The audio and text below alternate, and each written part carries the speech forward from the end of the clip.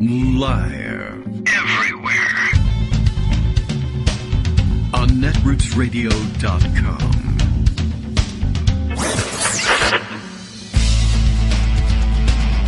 David Waldman. Kagro. In the morning. Now, here's David Waldman.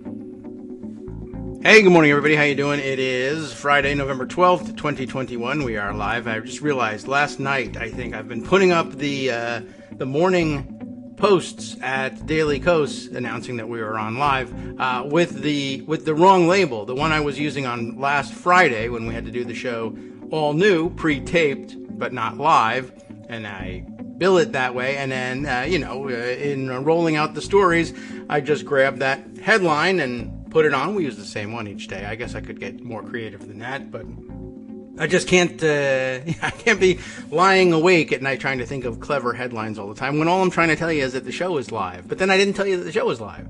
I realized that yesterday. But so far it hasn't affected viewership. That's because there's no viewership. It's all listenership. But don't tell anybody that. I'm just going to go with that explanation. Okay. Well, I hope it didn't get in the way for you. And, I don't know what to tell you. I went back and changed it, though. It really disturbed me. And, I mean, what a useless thing to spend your time on, going back and changing the headlines on those things. But, I don't know, it bothered me that much. So, I guess I'm a perfectionist when it comes to stuff like that. All right. Well, plenty to catch up on today. And then, of course, as I posted things or was lining up the post for last night and thinking, not sure what I have to say.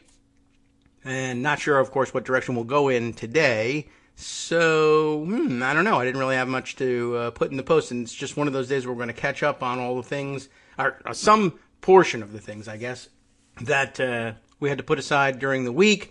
We got 2 hours to do it. There is new stuff happening all the time, of course, and lots to stay abreast of there.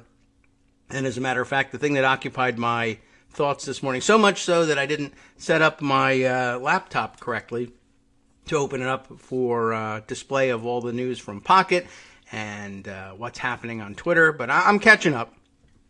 We're getting there. What caught my eye this morning was just sort of a random news bit from the Washington Post reporting on happenings here in San Francisco. And the basic story here, the line tweeted along with the link from the Washington Post was about a San Francisco police officer who has died of COVID, which is by itself not unusual. And as a matter of fact, we've pointed out on the show a number of times, the news has reported that that COVID has become the number one killer of cops around the country. There's far more of them dying from COVID than, say, are being killed on the job, certainly. And why they won't protect themselves from that, I have no idea. I've never heard of, for instance, police refusing to wear their Kevlar vests because they don't know the long-term effects or whatever, or I don't want that on my body, or I have chemical sensitivity. You rarely hear about these things. Anyway, this particular instance was of some note because this officer had died while on leave from the job for failing to meet the vaccination requirement, which, is somewhat ironic, and so that caught my eye, and I said, I wonder how long he's been on leave. Like, a lot of these mandates just basically went into effect. I'm just curious about the timeline here, and it's every bit as obvious and, what can I tell you, stupid and ironic as you might have imagined. It's about the worst it could have worked out for him, which is to say that it didn't work out for him. This piece, I don't know. I'm not even going to necessarily read the whole thing. I'll let you know. Okay, the guy's name, by the way, is Jack, I guess, Nice, N-Y-C-E. So, Officer Jack Nice is gone. But yeah, the deadline to submit a coronavirus vaccination record and thereby avoid being put on, I guess, administrative leave for failure to comply was November 1st. As I mentioned at the top of the show, it is November 12th right now. And I skimmed through the story. On November 1st, he's put on administrative leave. It then goes on to say, and it doesn't give the dates, but I looked at a calendar and figured them out. His wife, answering questions now that he's dead, says that he fell ill and was tested on Tuesday. I don't know whether he was feeling poorly on Monday, but he became ill and was tested positive last Tuesday. Now, according to the calendar, last Tuesday is November 2nd, right? So November 1st, he's placed on leave. And I don't know whether he says, all right, well, I'll have the day off.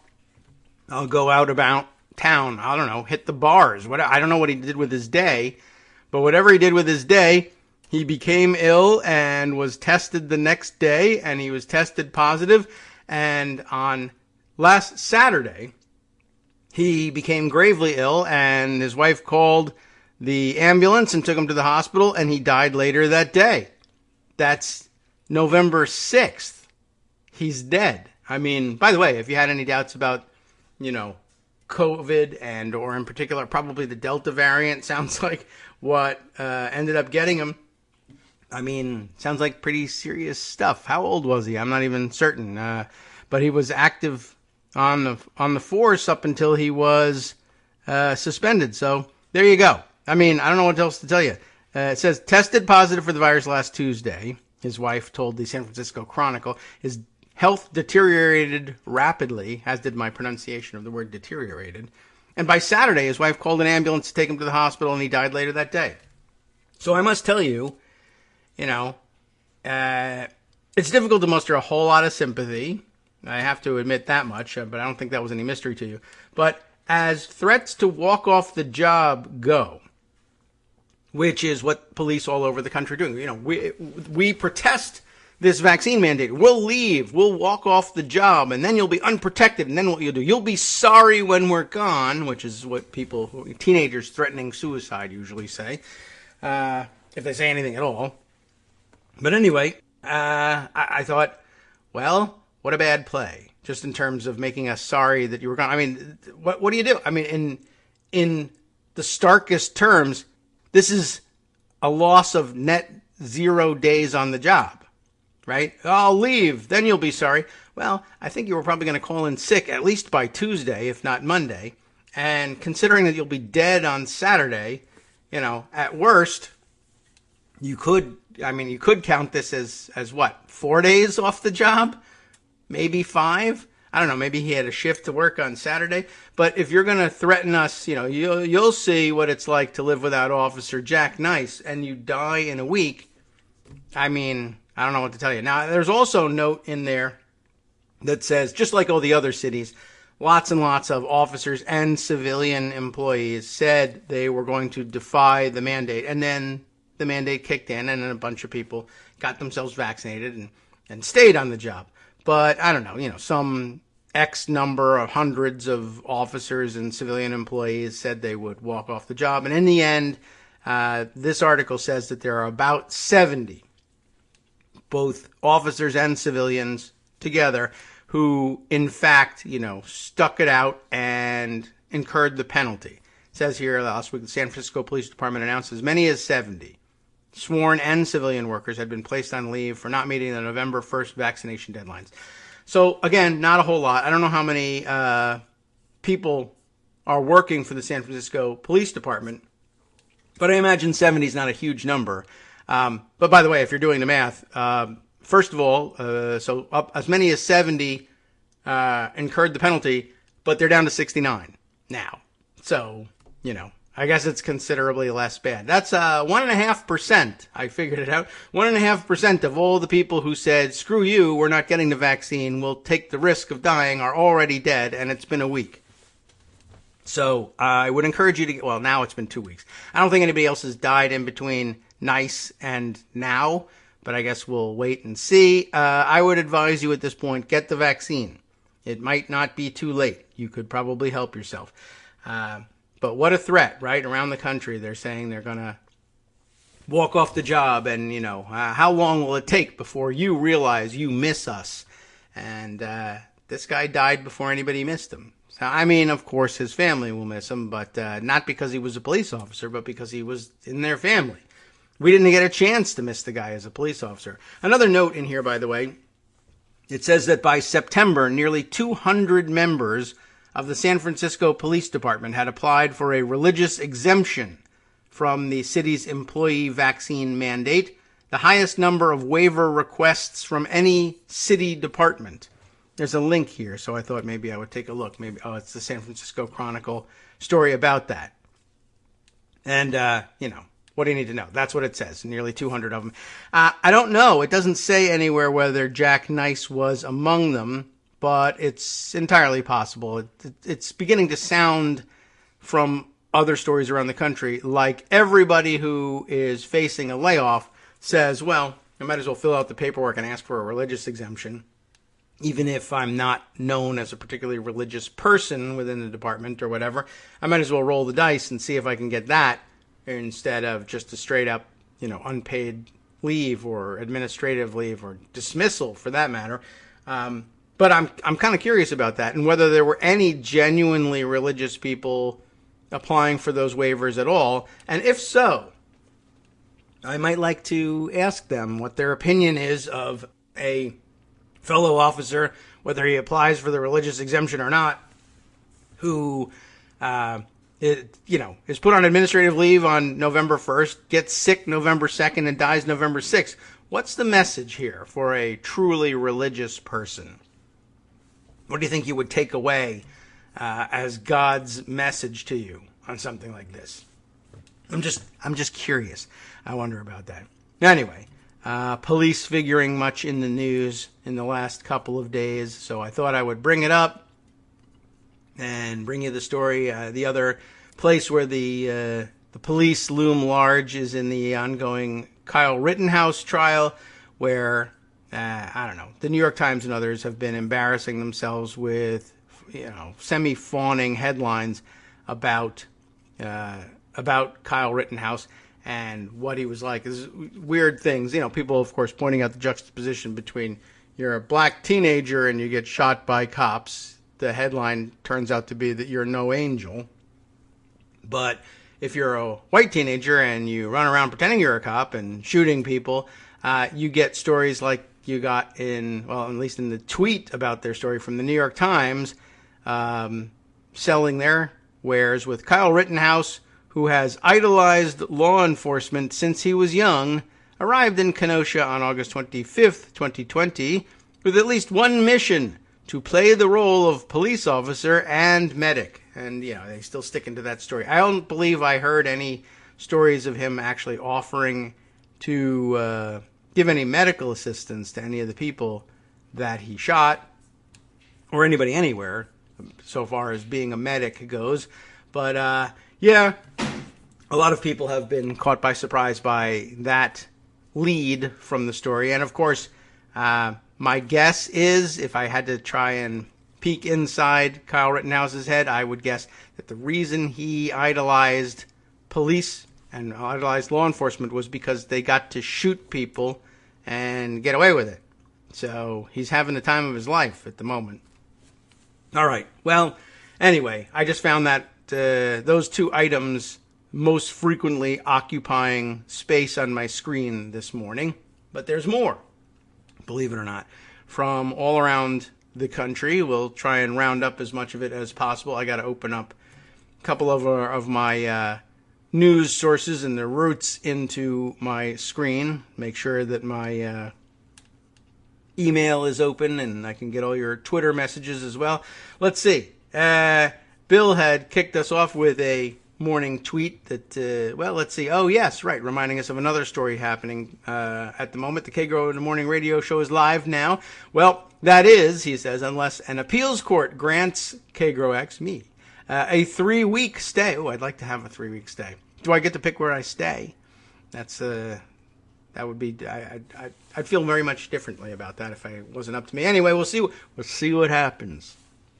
Yes, Trump did get his stay. I did manage to find something about that this morning from a panel of the D.C. Circuit Court of Appeals they immediately went to it. And apparently the panel he drew, first of all, not a bad one. He could have had a nightmarish, Trump and other Republican appointed judges panel, but he drew a fairly decent one instead. And they're moving with some dispatch here. The New York Times reporting on it. Court issues brief hold on release of Trump files in the January 6th inquiry. Congress had been set to receive the first batch of Trump White House files from the National Archives on Friday, and that is today. But that's not when they wrote this piece, I guess. A move that the former president had fought.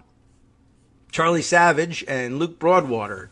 Not a bad team, not a bad panel drawn here either to write this piece up. So by way of update, a federal appeals court issued a short-term injunction on Thursday blocking the National Archives from turning over to Congress documents from the Trump White House related to the January 6th Capitol riot, a day before the House committee investigating the attack was set to receive the first batch. The move by a 3-judge panel of the U.S. Circuit Court of Appeals, the way I put it, the U.S. Court of Appeals for the District of Columbia Circuit, the formal name, will preserve the status quo, while lawyers for former President Donald J. Trump, I like that they put the J in there, Congress and the Biden administration submit briefs over the next 2 weeks, which is not a whole lot of time, so that's fine. It's moving relatively quickly. I'd like to see it cut down a bit, but anyway, the briefs will address whether the court should further block any transfer of papers as the litigants turn to arguing over the merits of the case, which raises novel issues about an ex-president's executive privilege powers. The court will then hold arguments on November 30th. So it's nice, they gave them the 2 weeks to write the thing up, but they're not going to, for instance, engage in back and forth and motions in limine, if you will, for decisions about fights over when the dates should be for the submission of the briefs, and no additional argument over whether or not to make the stay more permanent. They're just going to quickly go right to it and say, we'll issue a temporary stay, and just head straight to the arguments about whether or not the executive privilege claims are valid. No intervening motions. We'll just go and do that. And good. Holding arguments on November 30th and probably turning around with a decision very quickly, just like the district court judge did.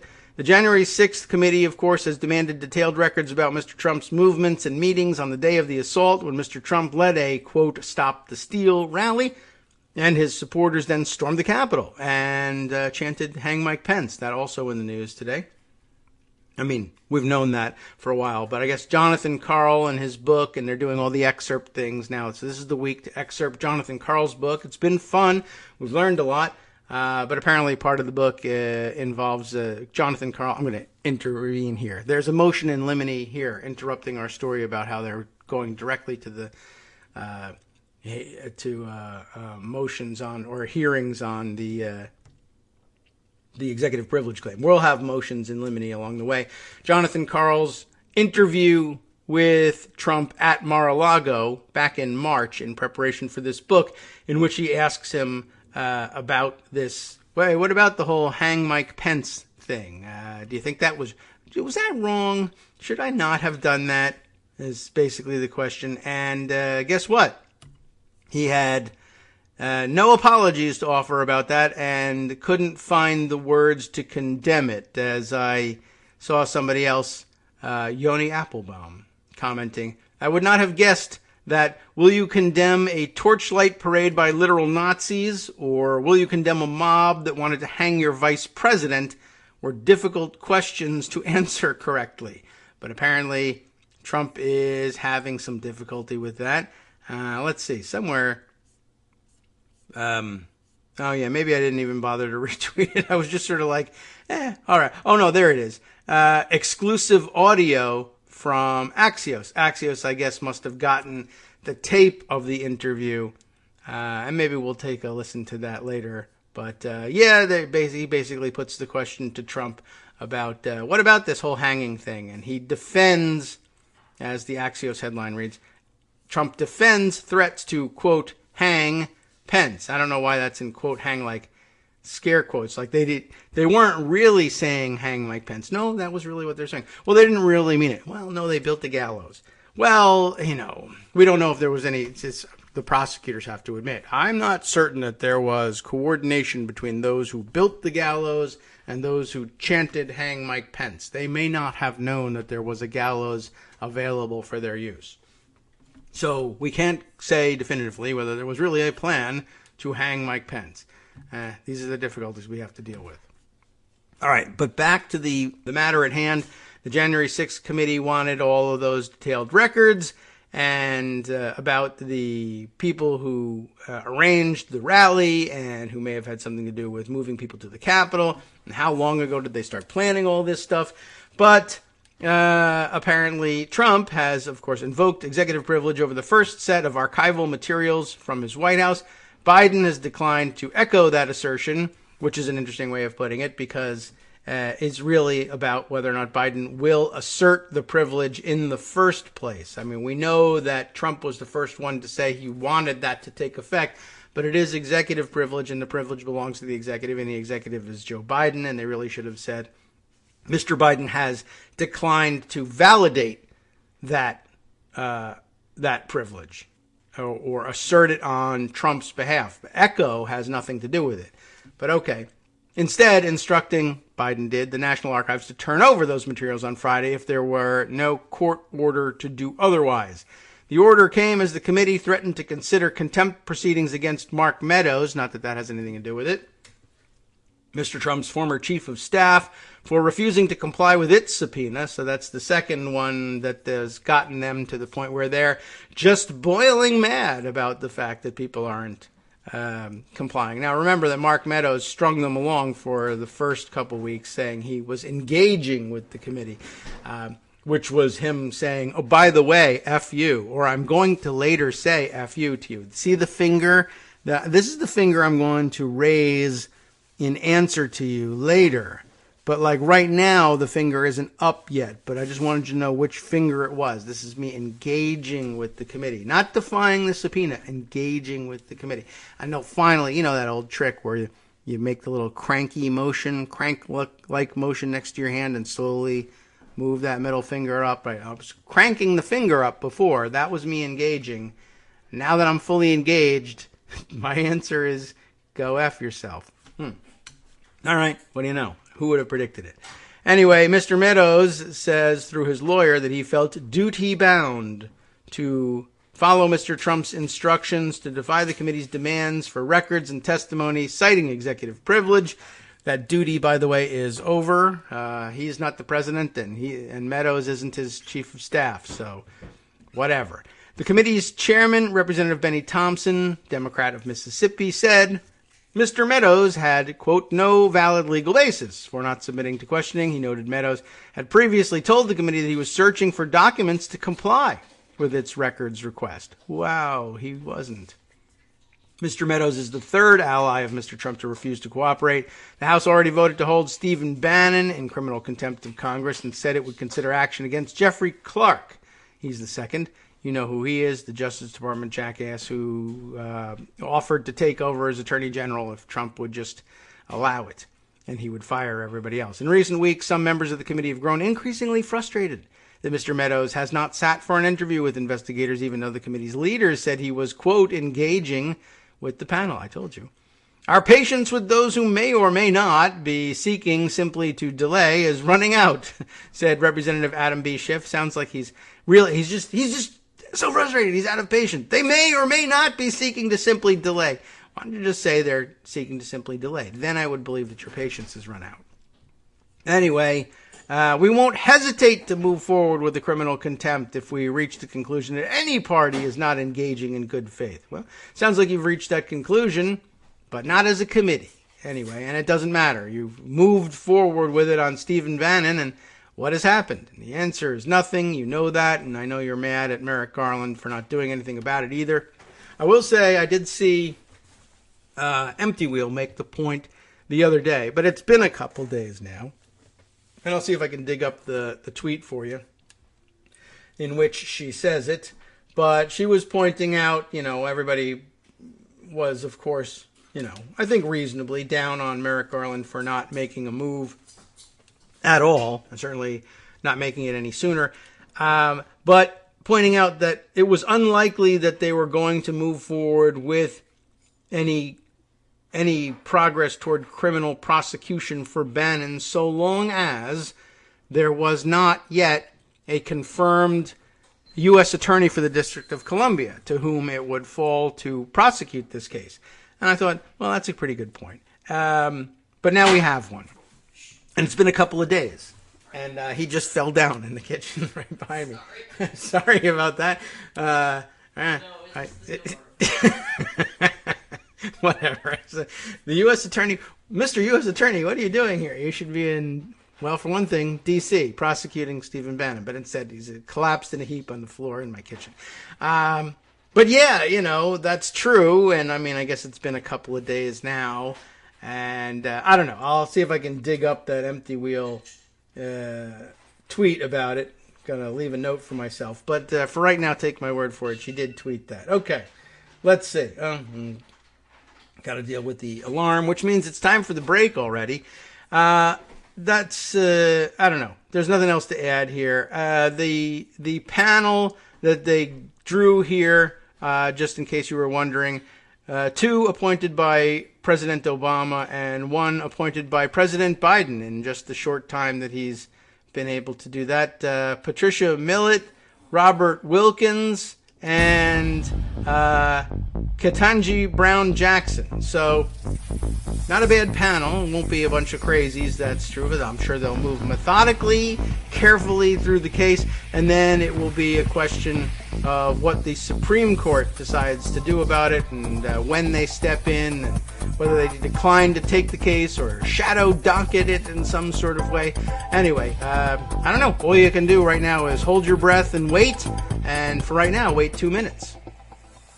Hi everybody, it's me, David. Let's change things up from the old fundraising pitch for just a minute and talk instead about how you can be a part of our show. If you've got a smartphone or any other electronic recording device, why not sit down and record a segment for us?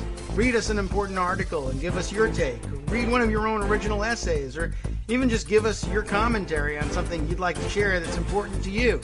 Then send the file to me at kagrox@gmail.com and I'll try and work it into the show. Short segments, a few minutes in length, are easiest to fit in. And of course, I can't always guarantee that I'll be able to play everything, but if you've ever shouted at your radio or TV about something you wish was being covered, here's your chance to change that. Make the show your own. Send your submissions to me at kagrox@gmail.com.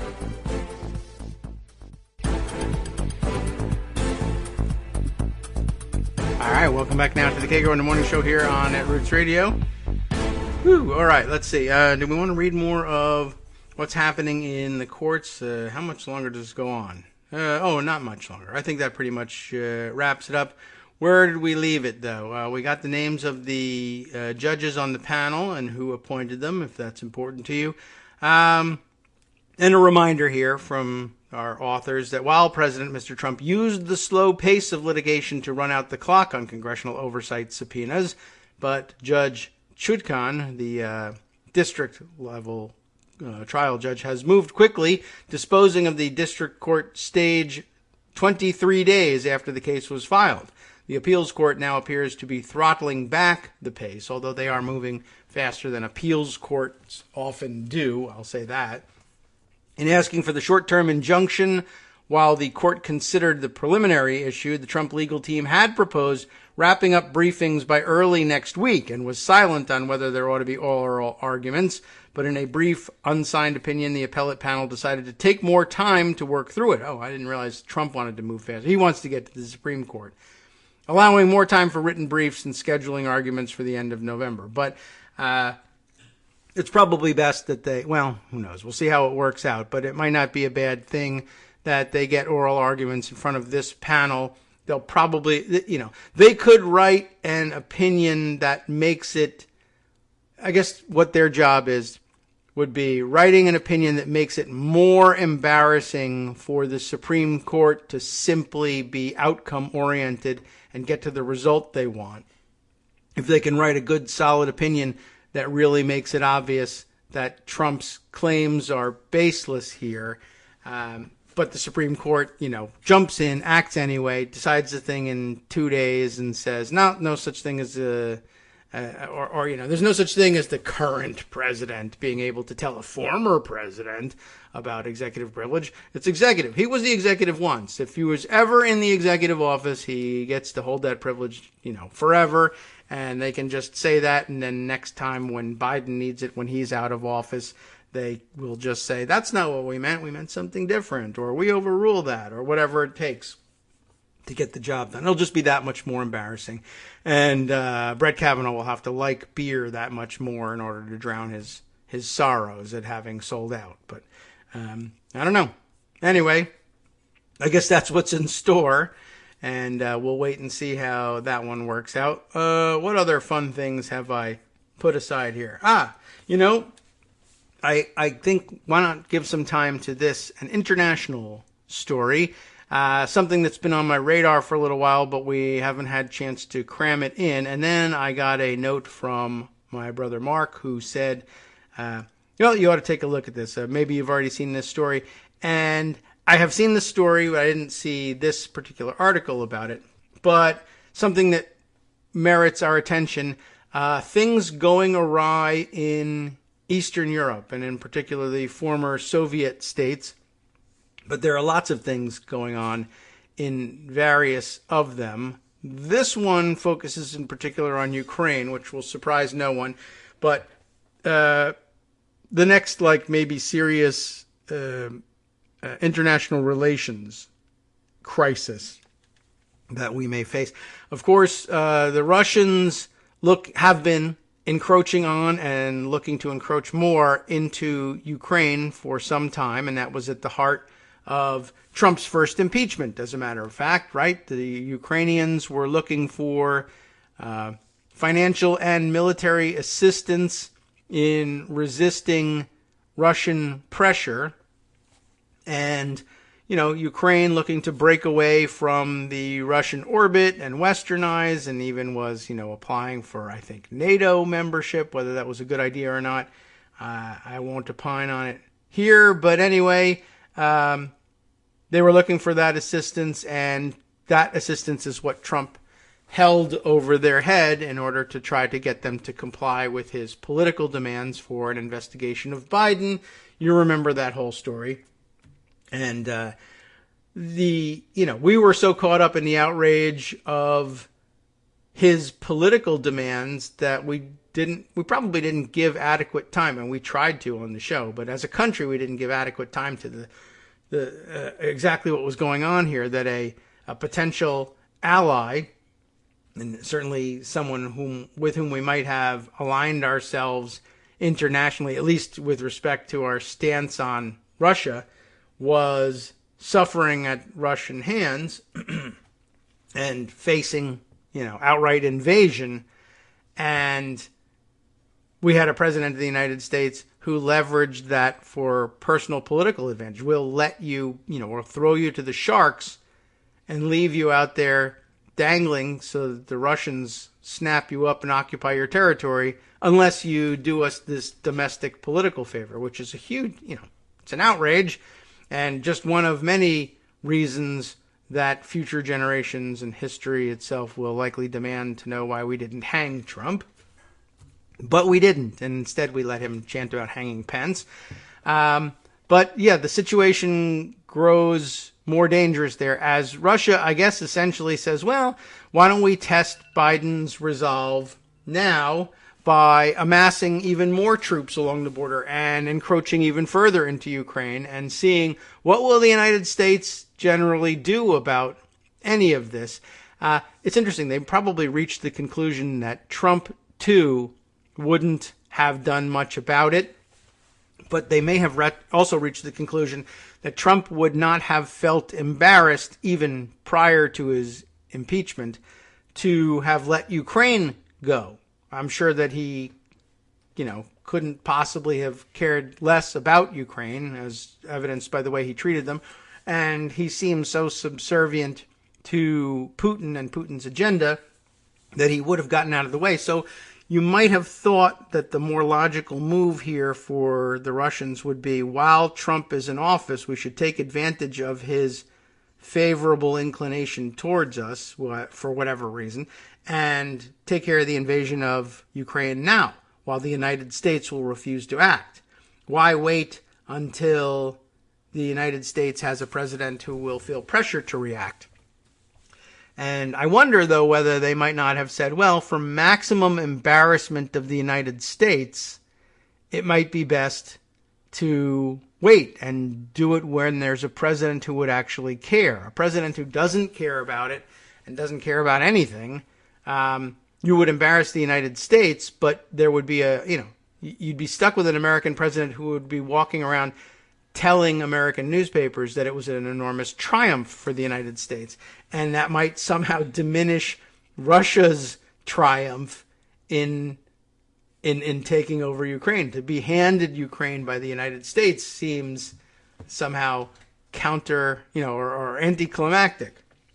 Whereas if they could create a situation where the American right was, baying for Biden's blood because he wasn't nuking somebody over the invasion of Ukraine, while at the same time supporting Russia, by the way, that's another part of the story, you get not only an international embarrassment for the United States, but a domestic embarrassment for the sitting president of the United States, and it's a twofer. So maybe that's why they've waited all this time to do what they're doing, building up troops there.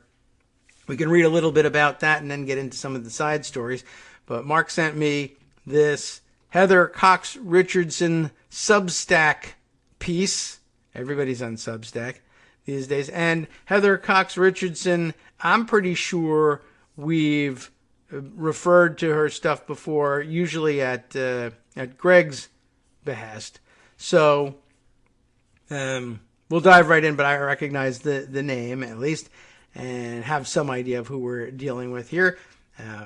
Comes very highly recommended by Mark at any rate. But here's the piece. Today, in a joint press conference with Ukrainian Foreign Minister Dmytro Kuleba, I'm going to mangle some names, I guess, today. That's going to be my job. Secretary of State Anthony Blinken. I want to be an equal opportunity mispronouncer. Anthony Blinken said that the U.S. is, quote, concerned by reports of unusual Russian military activity. We usually are. Which it is, quote, monitoring very closely out of concern that Russia might, quote, invade. Not really. It just says plain old invade. Invade Ukraine again, as it did in 2014. Remember the Crimea is where that happened. I guess the rest of Ukraine is up for grabs now. Russia has been building up troops near the border, and Russian leaders have been talking more forcefully about asserting control over Ukraine. That's like, invading it. Let's see. And I want to make some notes for myself about where I want to go after this and see if I can remember it. Okay. The Biden administration is taking the apparent change in Russia's posture seriously. I don't think there was really any change, but okay. It has reached out to European allies, apparently, to share specific information about Russian activities.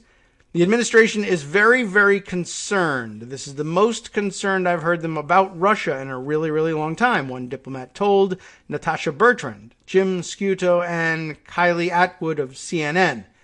I wouldn't underestimate this. They're doing a massive outreach to raise awareness.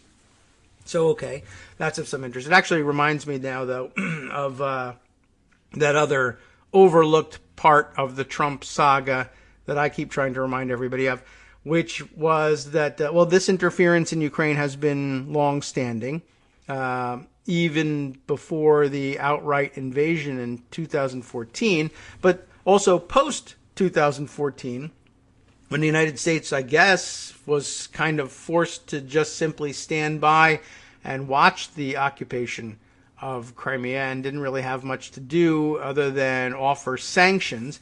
And then in the 2016 campaign, as that got underway, you'll recall that the prime minister, or the then new prime minister of Ukraine, came all the way to Washington, D.C. to speak with American political leaders and to warn them of what was going on. and how much destabilizing activity was taking place in Ukraine, and how much of it was also happening across Western Europe and would be easily transferable to the rest of Europe and the West. The direct action in Ukraine wasn't something that other countries necessarily had to worry about with Russia. There was no evidence that there were going to be Russian troops on our borders anytime soon. But they came to warn that, they interfere in the democratic process in Ukraine and all across Western Europe, and they'll come and do it to you too. And you'll recall that Kevin McCarthy, serious leader, Kevin McCarthy wasn't at that time the Republican leader, but is now. His takeaway from the whole thing was, I think Putin pays Trump. And a lot of people do. But he thought that was a hilarious joke or something. And now he really loves Trump, which is amazing, even though many years after that he tried to break into Congress and kill all the congressional leaders or all of the constitutional leaders who might have stood in opposition to his taking over as president again. And that got Kevin McCarthy mad for about 10 minutes, and now he loves Trump and can't wait to lick his boots again. And I find that kind of odd. But that was McCarthy missing the whole point of the visit. I mean, it was a good point. I think Putin pays Trump. I do too. So I'm glad you said it. But by the way, do you have anything to say about the fact that the Prime Minister of Ukraine just came and said he's going to invade our country? And by the way, he's also working to clandestinely undermine the elections and erode confidence in democracy generally across the West. And you're like one of those Western democracies that he'd like to do that to, and he's already doing it now. Does that concern you in the least? To which he said, I think Putin pays Trump. And by the way, if they are interfering in our elections, they're probably interfering on our side, and we're going to win. So no, it doesn't concern me at all. Thanks a lot, Kevin McCarthy, for purposefully falling asleep at the switch. Anyway, back to Heather Cox Richardson here. The administration, that is the Biden administration, is also trying to de-escalate the tensions between Russia and Ukraine. I'm not sure how you do it. Seems to be the Russian program to intentionally escalate them, but whatever. Earlier this month, Biden sent a team of senior U.S. officials led by CIA Director William J. Burns to Russia to meet with officials there. I'm sure that went well. After the meeting, Burns called Ukraine President Vladimir Zelensky, still president, to assure him of U.S. support, to which he said, I've heard that before, I guess. Anyway, the U.S. also made it a point to have Assistant Secretary of State for European and Eurasian Affairs Dr. Karen Donfried visit Kyiv to reaffirm our strategic partnership, the U.S. commitment to Ukraine's sovereignty and territorial integrity, and cooperation to advance Ukraine's Euro-Atlantic integration. I'm sure they were grateful to hear that and to hear it said in words that sounded intelligent and, normal. And they probably do think, well, we're in better shape now than we were when Trump was president. In his own meeting with Ukraine officials today, maybe that was a couple days ago, probably 2 days ago, I think, National Security Advisor Jake Sullivan emphasized the United States' unwavering commitment to Ukraine's sovereignty and territorial integrity. It's good to know that Sullivan is back from his assignment on, what's the name of the planet from Avatar? That was the guy's name, wasn't it? Jake Sullivan? I don't know. Maybe, maybe not. Anyhow, he's an incredible diplomat and willing to go to incredible lengths to try and develop diplomatic ties in the most trying of circumstances. So he might be perfect as National Security Advisor now. The struggle between the U.S. and Russia about Ukraine's future is a proxy war between authoritarianism and democracy, which we're having here right now in our own country. Ukraine was part of the USSR until the USSR fell apart in 1991. After that, Ukraine remained under the sway of the Russian oligarchs who rose to replace the region's communist leaders, monopolizing formerly publicly held industries as those industries were privatized. Good explanation of the background, and also, in case you were wondering, how did they come to be ruled by these oligarchs? What was the actual mechanism by which they became oligarchs? There it is. They just stole public resources and called them private. In 2004, a Russian-backed politician, Viktor Yanukovych, appeared to be elected president of Ukraine. But Yanukovych was rumored to have ties to organized crime.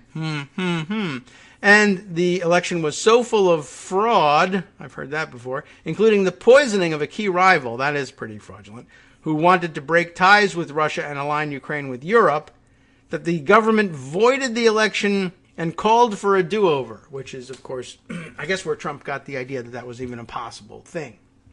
We have never done that in this country. But maybe they never did that in Ukraine either. Yanukovych needed a makeover fast, and for that he called on a political consultant with a reputation for making unsavory characters palatable to the media, Paul Manafort. Now, of course, an unsavory character himself. The same man who went on to lead Donald Trump's 2016 presidential campaign. Heather Cox Richardson, what are you trying to say? For 10 years, from 2004 to 2014, Manafort worked for Yanukovych and his party, trying to make what the U.S. State Department called a party of, quote, mobsters and oligarchs, unquote, look legitimate. And they've done it. We keep calling them the Russian government, and the Ukrainian government. So, I guess it worked for a while. In 2010, Yanukovych finally won the presidency on a platform of rejecting the North Atlantic Treaty Organization, NATO, through which Europe and the U.S. joined together to oppose first the USSR and then the rising threat of Russia. Immediately, Yanukovych turned Ukraine toward Russia. In 2014, after months of popular protests, Ukrainians ousted Yanukovych from power in what is known as the Revolution of Dignity. He fled to Russia, as people sometimes do. Shortly after Yanukovych's ouster, Russia invaded Ukraine's Crimea and annexed it, prompting the United States and European Union to impose economic sanctions on Russia itself and also on specific Russian businesses and oligarchs, prohibiting them from doing business in U.S. territories.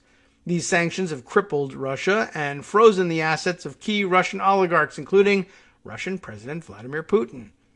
Desperate to get the sanctions lifted, Putin began helping get Trump elected. And just says here, I don't know where the began came from. Putin helped Trump get elected, period. And American policy swung his way as Trump attacked NATO and the European Union, weakened our ties to our traditional European allies, and threatened to withdraw our support for our Ukraine. And you know why.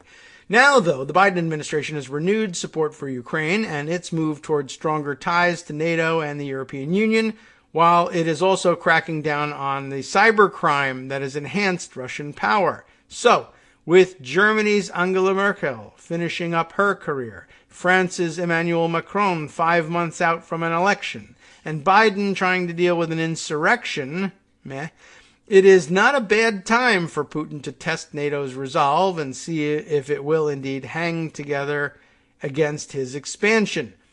Horrifically, to destabilize the EU and NATO further, Russia and its ally Belarus are weaponizing migrants. This is the other part of the story that I was hoping to get to, but glad this is actually included here so I don't have to scroll around looking for my Belarus story.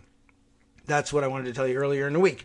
According to Elizabeth Braw, a senior fellow at the American Enterprise Institute who is a specialist on the region, Belarus officials are promising people eager to leave the Middle East that they can move easily from Belarus to Poland or other EU countries. Belarus is currently running 55, quote, tourist flights a week from the Middle East. You see, they're advertising what would probably normally be, I'm going to say a less than popular tourist route, right, from the Middle East. But any route out of the Middle East is probably a good one if you're looking to flee. And no one will take you in. You can't enter into European countries. You can try to, make your way across Northern Africa and cross on a raft or something and maybe get political refugee status when you're picked up in the Mediterranean. It's very dangerous. You know the story. You know what's been going on. You know where people are fleeing from. So I guess in those circumstances, if that's your alternative, touring Belarus might actually sound, by comparison, pretty good. But generally speaking, like, you don't go into a travel agent's office. Well, first of all, you don't go there ever, because they even have travel agents anymore. I think maybe like corporate travel agents. Your bosses have to go someplace for a convention and they don't want to buy their own tickets. Everybody else goes to Expedia.com, I think, and just buys their tickets or whatever. By the way, Expedia.com, send me a check for that ad. And, wow. Well, anyway, just have you ever seen like a, visit beautiful Belarus poster anywhere? I'm sure they have some things to look at, but not known as a tourist destination. So that's why the scare quotes on tourists. But they've been just flying people in from the Middle East, but not because Belarus has any intention of harboring those people or granting them political asylum and resettling them there, but rather because they want to then move them to the border and say, free shot at running into Poland if you want, and make those refugees Western Europe's problem. But the thing is, it's not even as though they were migrating naturally through Belarus and Belarus was looking to relieve the pressure and have someone else help share the burden. They created this burden. They flew them in, not because they were ever going to do anything with them themselves or extend themselves, but because they knew that they could weaponize them and throw them into Poland and destabilize their neighbors. What a nice plan. But I guess any way out of the Middle East is a good way if you really got to flee. Once the migrants arrive in Minsk on these 55 tourist flights a week, officials push them across the borders of neighboring EU countries like Poland, Latvia, and Lithuania, which try to force them back, creating a humanitarian crisis in what are now freezing conditions. And by the way, have also been terrible COVID conditions over the last couple of weeks. Those Baltic states and now Poland as well, seeing a serious spike in their coronavirus circulation and numbers. I don't know whether it's related to this or not. These people aren't coming in from places with high numbers of coronavirus infection themselves, but of course, coming in contact with the local population and being stuck out in the freezing cold and being shuttled back and forth across the borders could probably do it. Belarus itself, we know nothing about their COVID numbers because I think they're just lying and not reporting anything.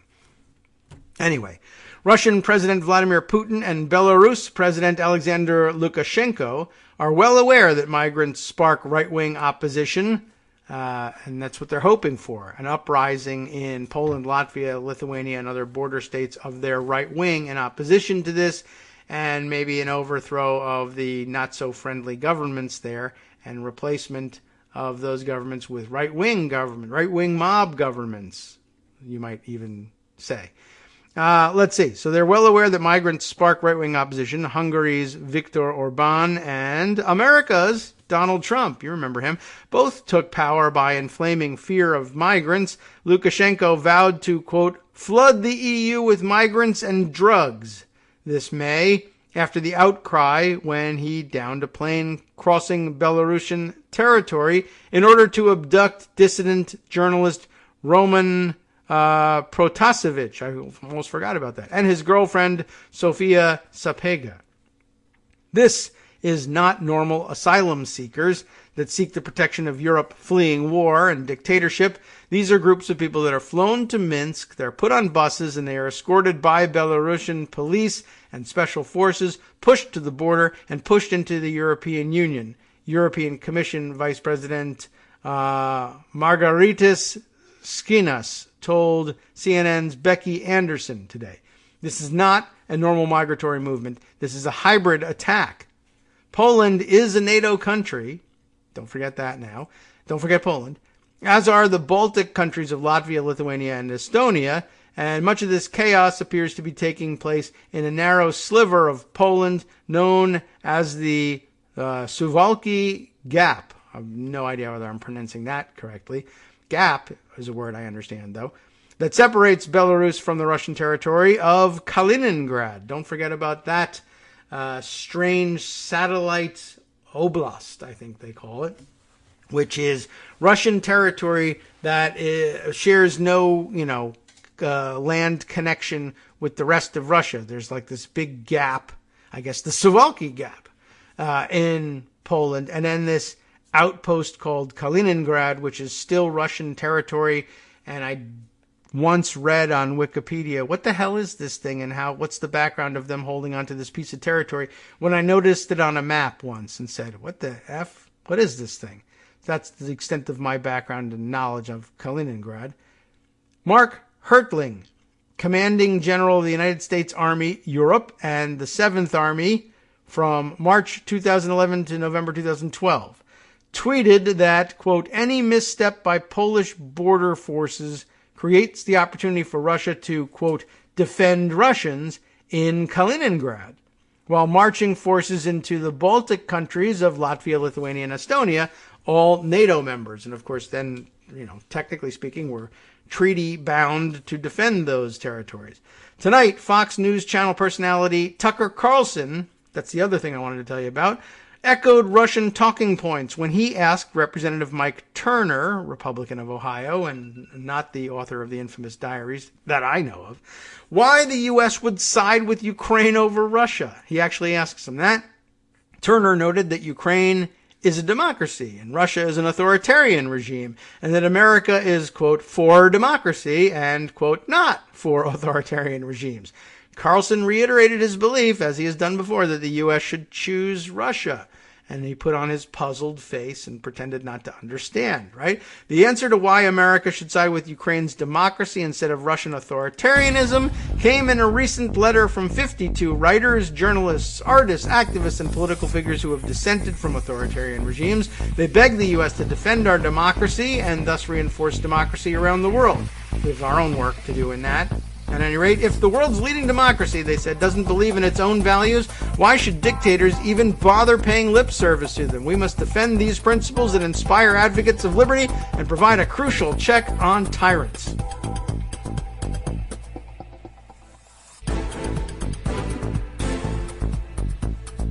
All right, welcome back now to the Kagro in the Morning Show here on Netroots Radio. Let's see. I did find the empty wheel tweet that I was looking for, hoping to do that during our 1-minute break there. I mentioned to you about the U.S. attorney and whether or not they were going to charge Bannon. She tweeted this back on November 8th, which was just 4 days ago? Is that Tuesday? Monday? Let's see. 6th was Saturday, 7th, 8th. Yeah, so Monday. Saying, I have no idea whether DOJ will charge Bannon or not, but I don't think that they would have done it before Matthew Graves, the new U.S. attorney, was installed. Today, Monday, was his first full day. He was sworn in on Friday, and then, of course, this Friday you heard him fall down in the background in the kitchen here. So we hope he's okay and in good shape to move forward with the prosecution of Steve Bannon. We just don't know whether that's happening or not. But, okay, fine. I don't know what the follow-up to all that is and whether or not he's spent any of the week moving forward on charging documents or not, but I guess we'll find out. All right, well, that was actually the end of the Heather Cox Richardson Substack piece, and I guess now I'll dive back into Pocket and see what other pieces I had put aside about the happenings in Belarus and in Ukraine, and see whether I think that they need any more discussion. Here's the Guardian piece on the Belarus situation, but I think that was pretty well explained in her article there. And I might not have put aside the thing on Tucker Carlson, unless I've buried it so far under all of these other pieces. But yeah, that was quite surprising too, but I think that too, again, well covered by Heather Cox Richardson in case you missed that episode. It's a pretty disturbing, additional fact in all of this. What can you do? The authoritarian fascist types everywhere in every country seem to be moving in concert, and that's a scary thing. All right, well, let's see. Something I didn't anticipate in my filibuster reform work all those years ago, that we would end up with these national security types coming around to the conclusion that the filibuster had outlived its usefulness. I happened to see this, so I wanted to at least note for the record the opinion piece in the Washington Post from the 10th, that's Wednesday. We must protect our elections now. National security is at stake. And of course, I guess long story short, what do they mean by protecting the elections? They mean by passing new legislation that would put in place certain federal protections against the actions of states controlled by Republican legislatures, now looking to put measures in place that would make it easier for them to manipulate election results, both before the votes are cast and after. But that legislation getting through depends on evading the filibuster in the Senate. Who lands on our side on this one? I mean, hold them at arm's length, but it's James Clapper and Michael Hayden. Clapper, of course, retired Air Force Lieutenant General and Director of National Intelligence in the Obama administration.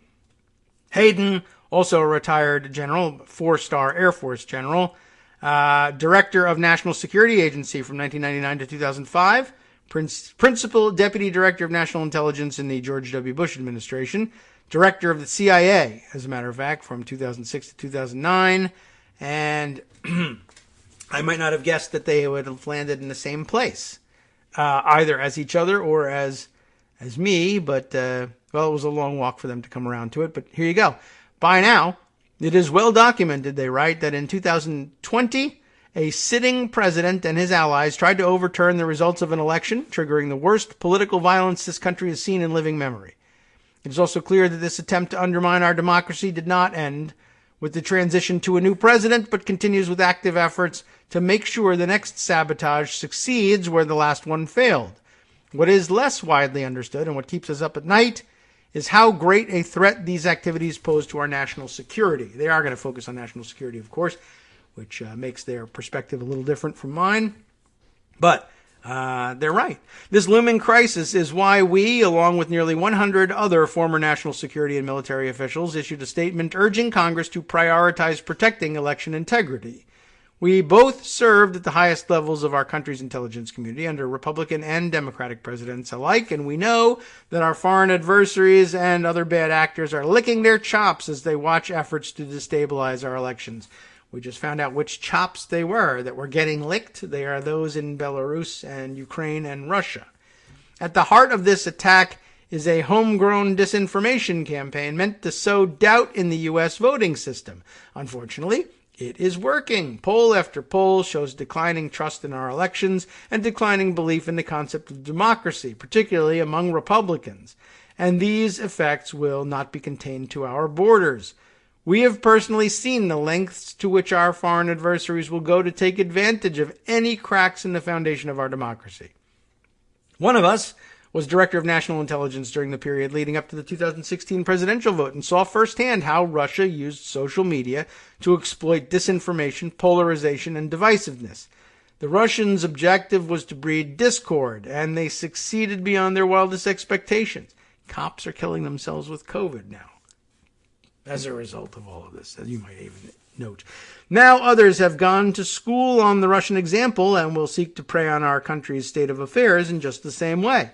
Unfortunately, adversaries, if you like, are finding increasingly fertile ground for their efforts. A society struggling to separate fact from fiction is the perfect environment for these actors to further erode electoral trust and kick democracy into a death spiral.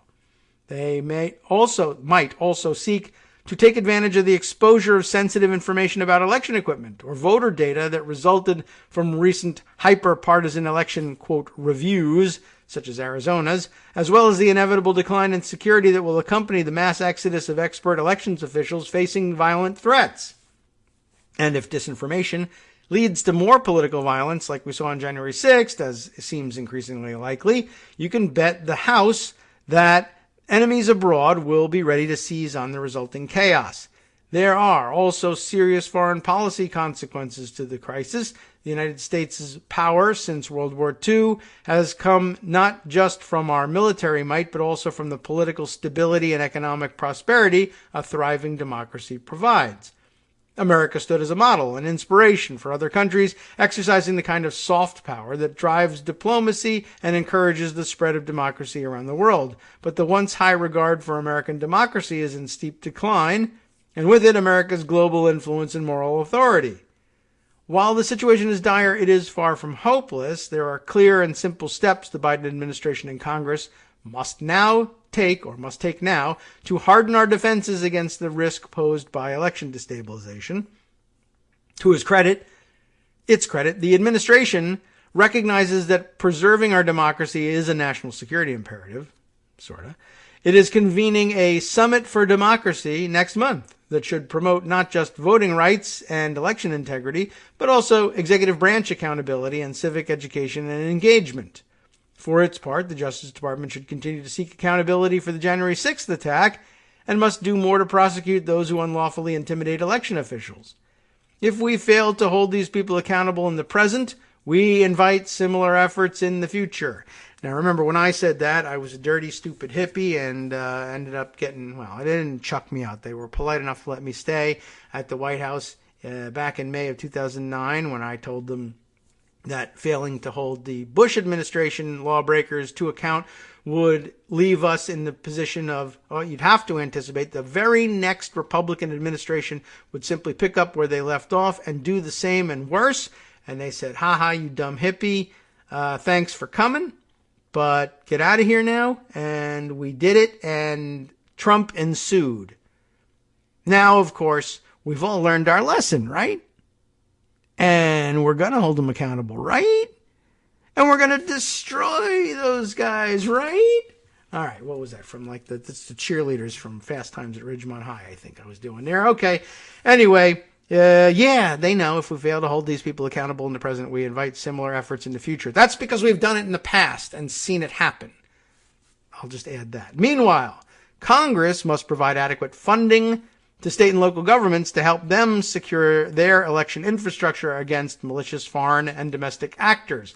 Not that that by itself is any solution, because if you provide that funding to Republican state and local governments to help them secure their election infrastructure, they will either refuse to take the money, or they will take the money and just refuse to do what you said you should be doing with the money and repurpose it for like maskless schools or something like that, as they're doing in Arizona. Legislators should also immediately enact safeguards that we know will make our federal elections more resilient, such as paper ballots to facilitate result verification in the event of a dispute or attempted sabotage. That's kind of like an old-fashioned demand for election integrity and everything. Now, of course, we know that you can have all the paper ballots you want. You're still going to have nutcases looking for bamboo fibers in them anyway. So it really almost doesn't matter what you do. But for the rest of the, normal Americans, I guess, paper ballots, I guess, make some sense. Other necessary measures include requirements for protecting ballots and election equipment, as well as election workers, and meaningful penalties for attempts to violate such laws or manipulate an election. This time maybe we should put some penalties in these things. Some of these proposals have already been introduced in Congress. There is no excuse to delay. Of course, we know what is delaying it: the filibuster. So, properly framed, this would be a call for filibuster reform as well. 3 decades ago, the promise of American democracy helped us prevail in the Cold War. Today, our enemies can smell the weakness in our political system, and they will be ready to exploit it. We must be prepared to meet that threat for our national security, for our democracy, and for the future of our country. And dramatic music of some kind, patriotic music, would ordinarily ensue at this point if we were producing something a little more high budget. We'd perhaps have that.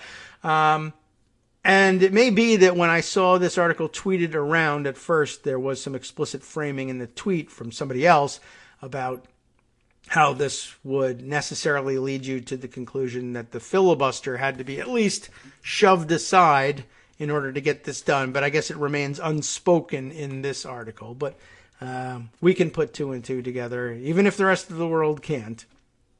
And we just did. And it's important that you know that the national security types are on the job when it comes to this stuff. All right, let's see.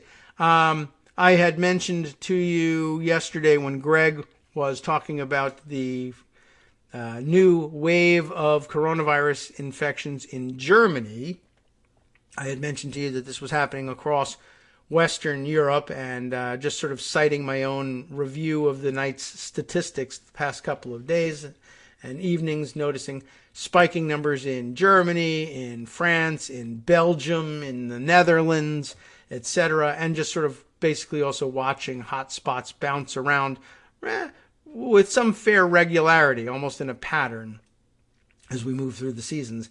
But there was, parked here in Pocket, a piece from Reuters that says all you need to know, I guess, in the title. France experiencing start of fifth wave of COVID epidemic, according to their health minister.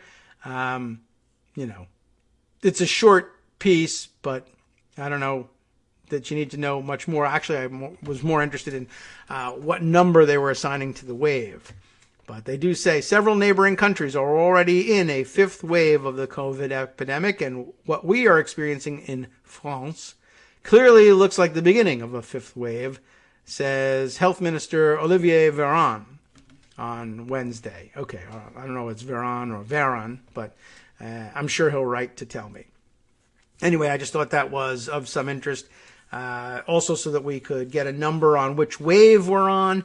But yeah, yesterday, as a matter of fact, Germany took its place for the first time, with an asterisk, I would have to say, at the top of the charts in terms of numbers of new cases reported for the day. Germany reported the most among the international community for the first time in the pandemic. Usually, well, it's a spot that the United States has occupied for most of that time, occasionally giving ground to other players, especially on weekends when reporting in the United States is about halfway shut down. The statistics that you get during weekends are usually the result of the reporting of only 16 to 20 states that actually report numbers on a daily basis through the weekend. Everybody else sort of suspends operations. So the weekend numbers are very often distorted. For instance, when I report which states have reported the most, either the most in terms of raw numbers or the most in terms of numbers, infections reported per million residents, normalized for population. You very often see states on the list or even at the top of the list that you are not used to seeing in play. And that's because the states that you are used to seeing in play suspended reporting over the weekend, and states like Vermont and Delaware and New York and New Jersey continue to report over the weekends. They jump to the top of the list for these weekends. Yesterday, similar situation, it being Veterans Day. I think only 16 states reported numbers yesterday. And as a result, therefore, the cumulative total number of new cases reported in the United States was considerably less than you would expect it to be on any other Thursday. And therefore, Germany's increased total was enough to push them over the top and past the United States in terms of the most new cases reported. But still, it's a big spike for Germany, which has been kind of reporting, holding steady in, the 8 to 12,000 new cases a day range for a long time. But this new spike has put them in, I think, over the 50,000 mark, maybe for the first time. I'm not sure about that, though. I'm sure maybe at the peak they were reporting more, but still not near the top of the list compared to everyone else dealing with their spikes. No, it does actually look like yesterday would have been the most cases reported in any single day throughout the pandemic. Walter Meters has it at 50,377, and the next highest would have been the day right before that at 45,000.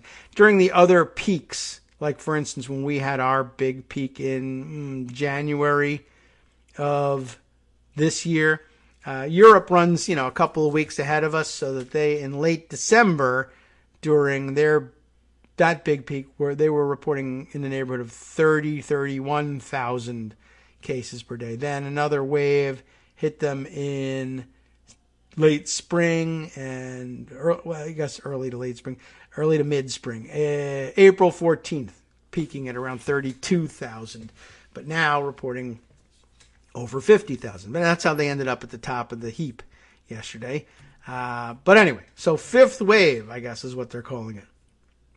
Other fun stuff that I had put aside. Let's read this one. I saw, I think, was it, Lindsay Byerstein circulating this the other day, and her thoughts on John Eastman and his memo and the machinations the hoops he's jumping through trying to deny responsibility, but then reclaiming responsibility when it's advantageous to him. But writing about this for the editorial board, she was tweeting all of this, and I guess compiled it for the editorial board as a piece. I thought it was of some interest. Now, of course, I can't remember the specifics, so I'll remind myself by reading it to you. This November 10th piece, John Eastman's Manual for State Violence. Yes. War games often reveal more about the players than they do about the future, and this exercise is no exception. Now I recall, it was that beyond having prepared this memo for the Trump administration and the Trump campaign, really, to do this, to spring this coup on us, they gamed it out ahead of time, and it was really interesting and revealing. I don't know if this is her point, but what I took away from it was the things that they did included wargaming. What if we succeed in overturning the election? What can we expect from Joe Biden supporters? And ironically, I think it was their expectation early on that Biden supporters would storm the Capitol and be extraordinarily violent and terrible, and they would do all sorts of things that we would absolutely have to bring down the hammer on them for. And of course, once again, projection, it turns out that when they were unable to engineer the coup that they wanted, it was their supporters who, in fact, attacked the Capitol and did these unspeakable things for which the hammer should be brought down mercilessly. But instead, they're saying they were hugging and kissing, they were just tourists, blah, blah, blah. Right. Anyway, let's read it the way Lindsay put it together. The Trump advisor who wrote the infamous pseudo-legal justification for overturning the 2020 election also helped to create a blueprint for what Donald Trump could do to hang on to power by force. John Eastman joined a couple dozen right-wing operatives in simulating the aftermath of a closely contested election. The report was published in mid-October 2020 and co-sponsored by the Claremont Institution, the think tank where Eastman works. I didn't realize it was institution, but okay. The authors of the report are clear. Their simulation had a very serious purpose: to prepare real public officials for real violence in the event of a disputed election. They weren't the only ones wargaming at the time. They were just the ones I read about were the people wargaming Trump trying to overturn the election results and what should we do about it. And I didn't know that Trump was wargaming it himself and then also making Democrats the bad guys and all this.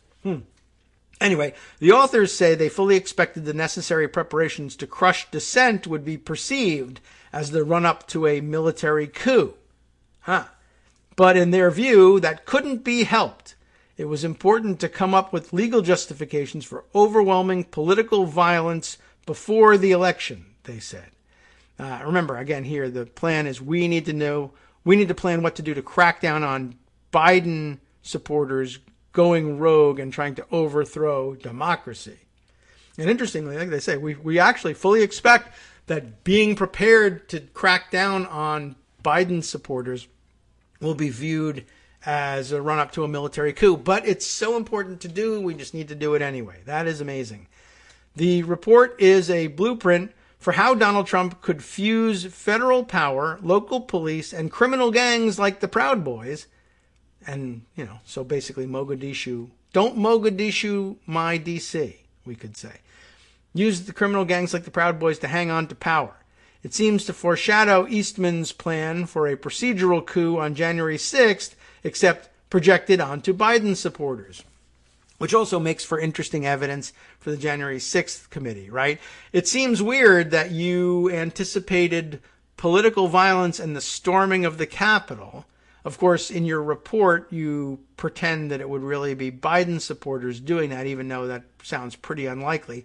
But then you didn't get your way, and so, hey, weird, you executed exactly the plan that you gamed out, except you pulled it off, not Biden supporters. Oh, and by the way, then you also tried to launch the rumor that it really was either Biden supporters or at least Antifa that was doing it. I don't know if you could count Antifa as Biden supporters. Anything supporters? Probably not. Anyway, by the way, that reminds me that somewhere hanging out there is news that the Proud Boys are, these days, now that they have nothing to do, are instead showing up at school board meetings, because everyone knows Proud Boys are dads of kids in the local schools, and standing masked, ironically enough, and menacingly inside the school board meeting rooms. To what end? Like immediate end, I'm not sure. Obviously, they think that they're intimidating everybody, and maybe they are, but they're not. They don't show up and make any demands. They just show up and menace, which, I mean, basically means they've got nothing to do and no idea of what to do in the meantime. But this is how they're spending their time.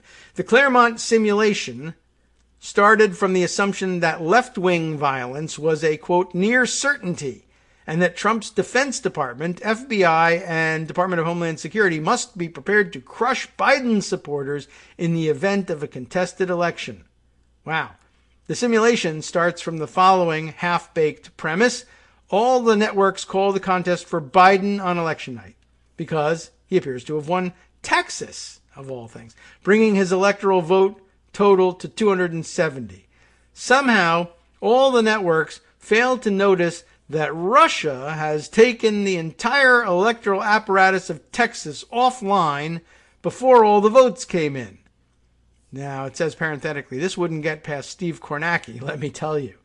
Texas goes back into the too close to call column. Biden is still 2 electoral votes ahead, but the nation explodes with rioting and arson by, quote, Antifa and Black Lives Matter. 14 police officers are shot on election night. They really have some vivid imagination. Thus begins Choose Your Own Adventure Death Squads. There's an elaborate procedural and legal backstory about how an uncertain election night metastasizes into a constitutional crisis to be worked out, probably by the Supreme Court, but I won't bore you with it because it is obviously a fig leaf. This is a manual for state violence. She cuts straight through to this part. With the nation in flames, the players have Trump's Department of Defense deploy military personnel carriers to multiple states, which local mayors rudely call tanks. These pesky mayors aren't cooperating with the Trump administration's desire to clamp down on dissent, so their police departments go completely rogue and join forces with the Trump administration. This really, I mean, they might, but what a fantasy. To write this down seems absurd. The NYPD seems to have overthrown Bill de Blasio. Entirely possible. The Chicago Police Union refuses to protect Mayor Lori Lightfoot. Federal law enforcement with no identifying insignias encircled the White House, that actually happened, to defend it with heat rays. All right. The Proud Boys, 3%ers and Oath Keepers form posses to, quote, assist. Tellingly, Eastman and his fellow players assume that pro-Biden forces will try to gather at the Capitol on January 6th. What a coincidence. So they thwart their political adversaries by tracking their phones, setting up police checkpoints, and using Trump's Homeland Security fusion centers to identify and detain their leaders. The players protect the Capitol with an army of federal agents, snipers, and of course, more heat rays. Trump's FBI hunts down more Antifa leaders in the D.C. suburbs. So interestingly, not only the fantasy here and the transferal of all of this onto Antifa and Biden supporters, but interestingly, a plan in place to prevent violence at the Capitol on January 6th by rioters bent on creating chaos that somehow gets lost when trouble really does break out and there really is chaos at the Capitol. And all of the players here, the fusion centers, the FBI, that found themselves confused, paralyzed, or just plain wrong about what was going on and therefore took no action and didn't defend the Capitol on January 6th or beforehand in any way, shape, or form. It's bizarre that all of this would have been gamed out for use against Biden protesters, but the plan was lost when they turned out to be Trump supporters. Hi, it's me, David Waldman, the same guy who was just talking to you a second ago. Our Patreon subscription drive is still going strong, with over 175 monthly donors who help keep us on the air. If we've helped keep you going during the pandemic, why not return the favor and help us keep going so we can all be together for the next disaster? Patreon.com, Patreon.com, makes it easy to make secure, recurring monthly contributions to support our show. Patreon.com/KagroX gets you straight to our donation page. Maybe you'd like to thank us for keeping you sane during the Trump era. Maybe you're looking forward to in-depth explanations of what's going on in the Biden administration. Whatever it is that keeps you listening, we need your help to keep bringing it to you. And hey, if you happen to prefer using PayPal or even the Square Cash app, we're up and running with those options too. Thanks again, everyone, for all your support. We literally could not do this without you.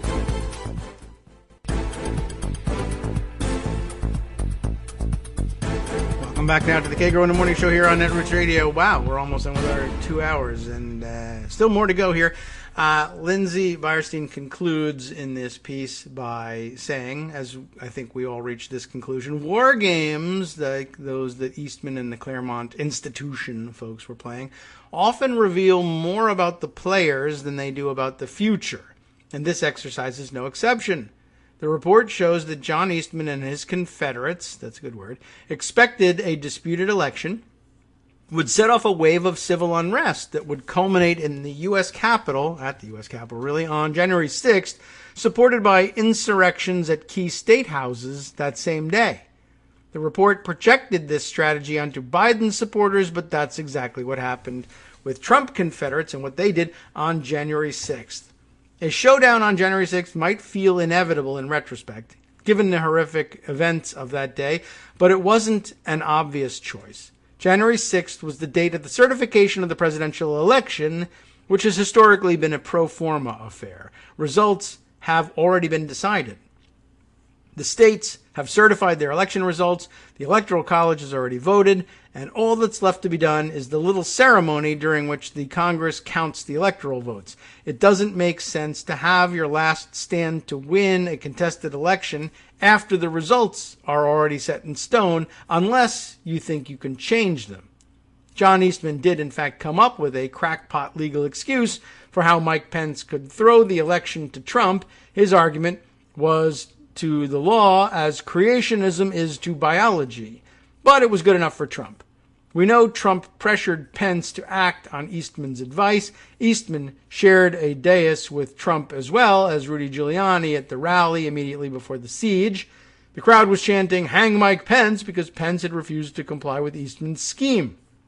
Eastman later claimed he wasn't serious about the memo, but the results of this simulation suggest he and his fellow right-wingers had sized up the certification of the presidential election as their moment to stage a procedural coup with physical reinforcements waiting. And I think that's the right conclusion. And well worth investigating over at the January 6th committee, and I think they probably have got an eye on that as it happens. So, they've got a lot on their plate over at the January 6th committee, and maybe they'll get around to dealing with these subpoenas and the inaction at the Department of Justice sometime in the near future. Actually, it reminds me, I got an email the other day, I guess it's a joke suggestion from Philby at Daily Kos, and we'll just identify them this way as Philby and leave it at that, although the email reveals more. So in case anyone comes knocking on your door, I need some sort of evil laugh sound effect. I don't have that. I'm not that evil a guy. Just dropping this line.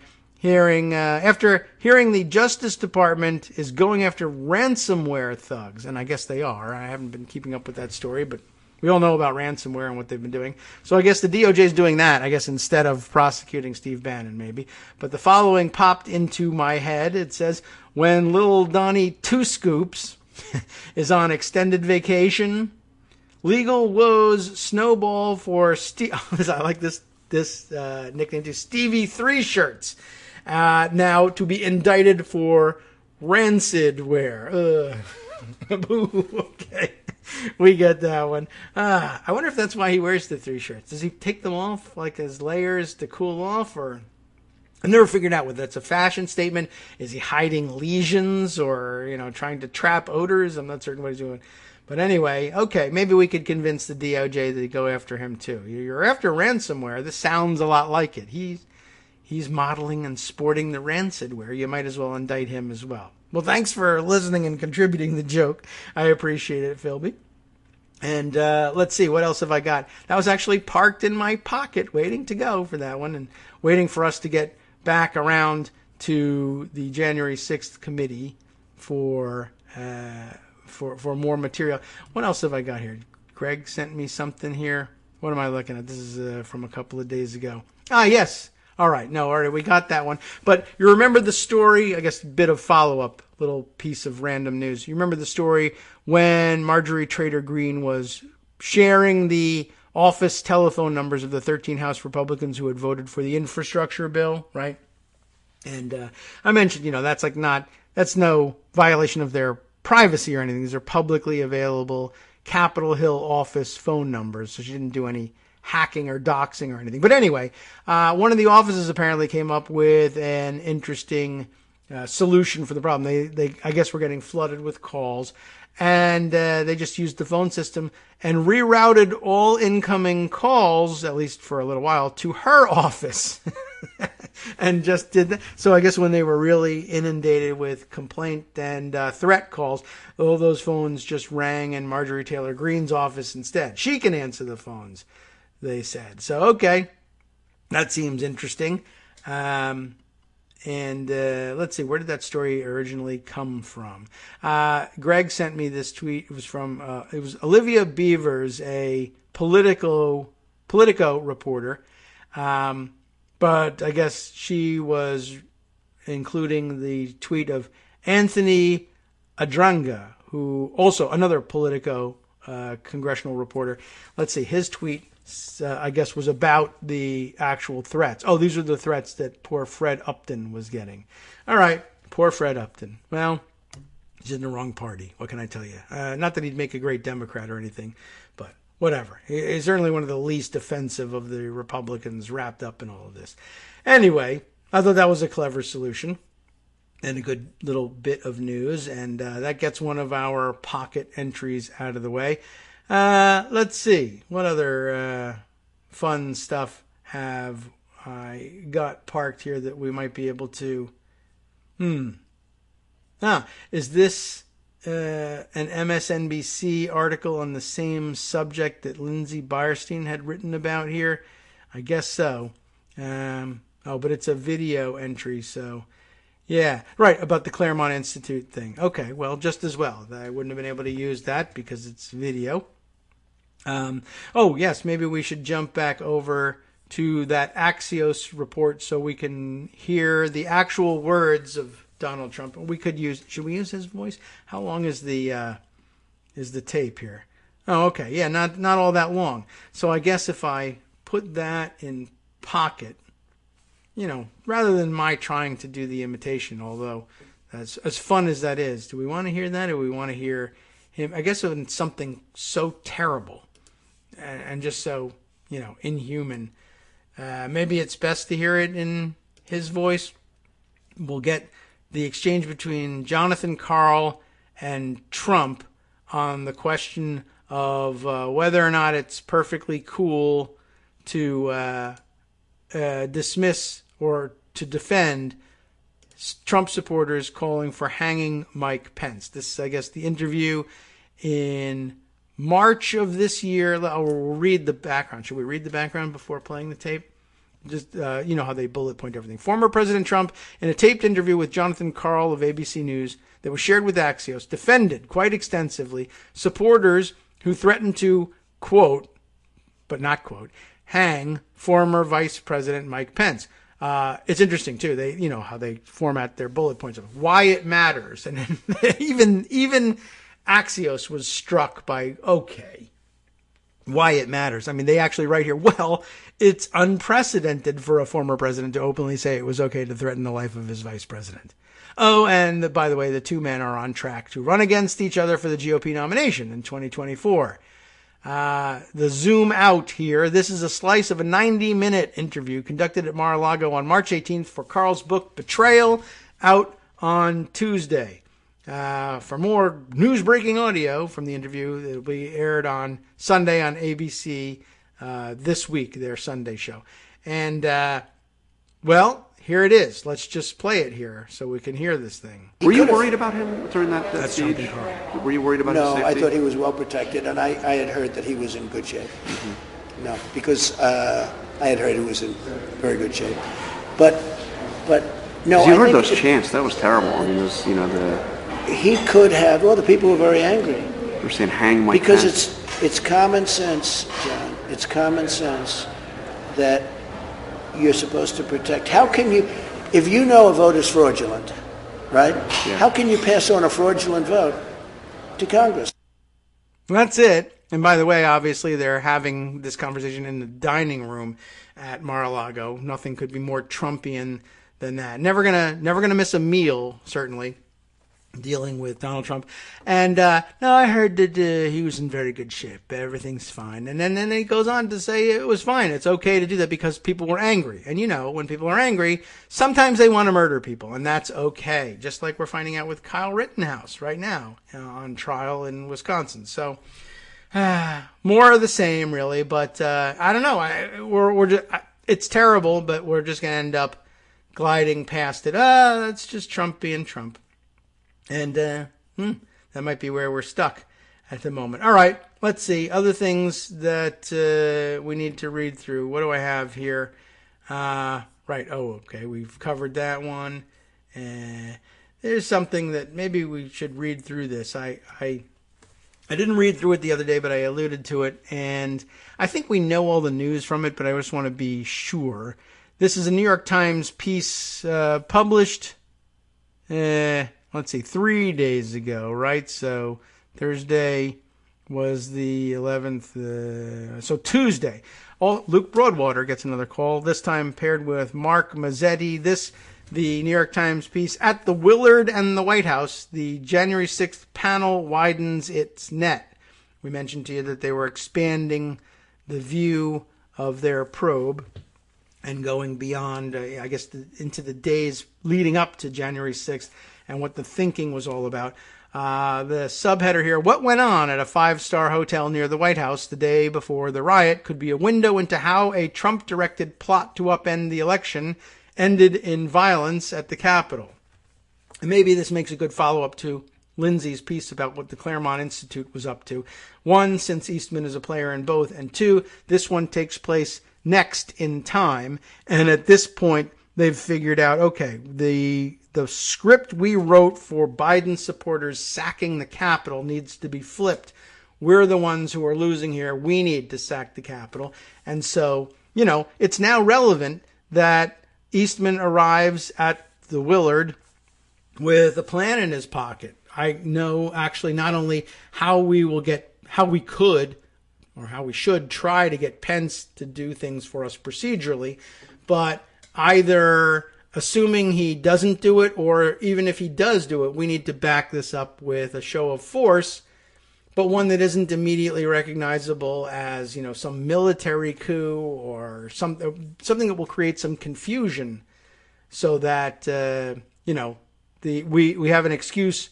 We're still the authorities here for freezing law enforcement in place. One thing that they didn't discuss, I guess, in the Eastman war game, because in that version of things, they were the ones, one who had won procedurally, like one ONE first, who had won, as in triumphed, WON, procedurally, and they were defending the institutions against an uprising by Biden people. And then they, so at that point, they're clear on how to use force and that they would be, and they thought, entitled to use force to tamp down on insurrection.